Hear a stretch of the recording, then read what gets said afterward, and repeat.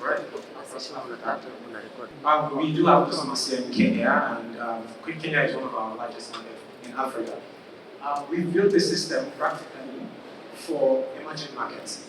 So we do understand everything that goes on around Africa and how our financial ecosystem is significantly different from what you would find in Europe or in the US, right? So we built our core banking system to fit in those descriptions. But today, I will not be speaking directly into core banking.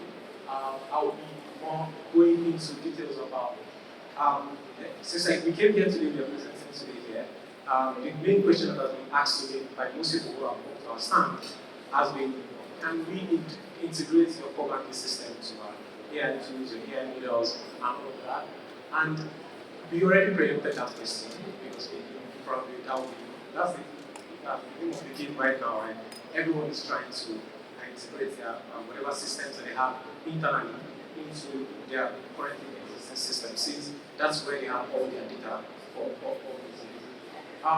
But one of the things and one of the advantage we get as a core banking system is that we have the rare opportunity to be able to see the different kind of institutions and how they go and how they use AI differently.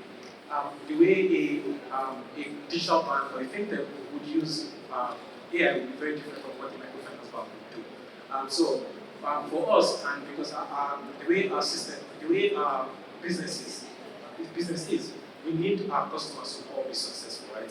And we serve as a sort of consultant to them to make sure that whatever they are trying to achieve, like, we fulfill them all of that. So, here we'll be talking about how we kind of customers who have seen achieve success, we have integrated AI into our system, and even with one of the major things that we see right now is a lot of institutions, even are attributing activity to growth. They want to just launch an AI product so that they can get more customer interactions, and it looks like, well, if customers are interacting with us, then we're successful.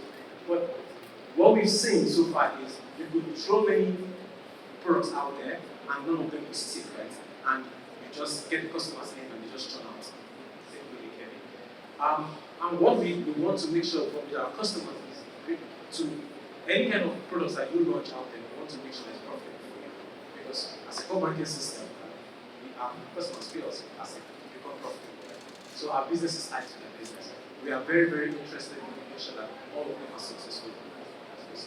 So, through digital, for us, the way we look at it is through digital transformation would definitely increase your customer lifetime value.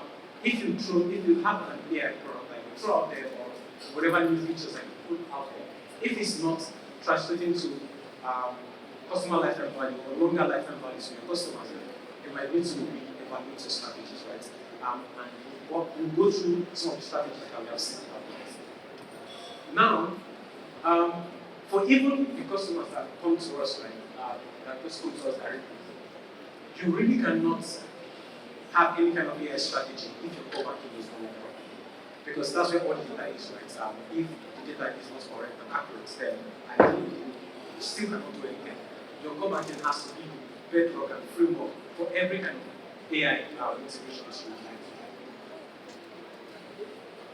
And there are two types of core banking. Almost everything here is in financial institutions. You know there's a difference between the service core banking and legacy infrastructure core banking, right? Where everything primary is like all of that, right?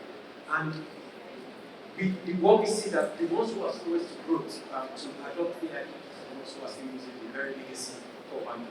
But if you are using a cloud native API-enabled core banking, then it's much easier for you to integrate our API directly. And with the software as a service, with true accurate code, you can trust your data source, meaning that any kind of data that puts into AI is actually correct and can be used to make decisions, improve customer and finally, even if you have all of these AI tools, you still need to be able to build these products. And to be able to build the product, it all starts at the core banking level, right, where you can easily configure a simple product that you can test to maybe 50,000 customers and see how that works, and then you can start to build your product. And we see some of our customers, even within us that have used AI that failed, right? And we just want to touch on some of the things that happen to them that make them fail. Most things because data is signed in different places. Most financial institutions will have data in different places across different systems, and if all of these systems are not talking to each other, then definitely you cannot have any kind of AI, right?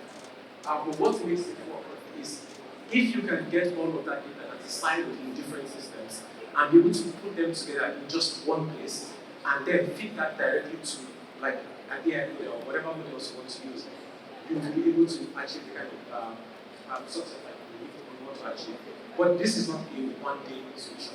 It's something that's done over time, where you have a strategy that counts for maybe 12 to 24 months, and within this time, you start to gather pure, very credible transactional data that can be used to integrate your other systems.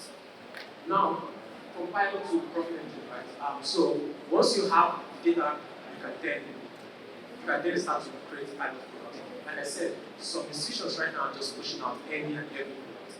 But what is much more important is to build the kind of products that your customers actually want. And this can only be claimed by understanding the data that you have.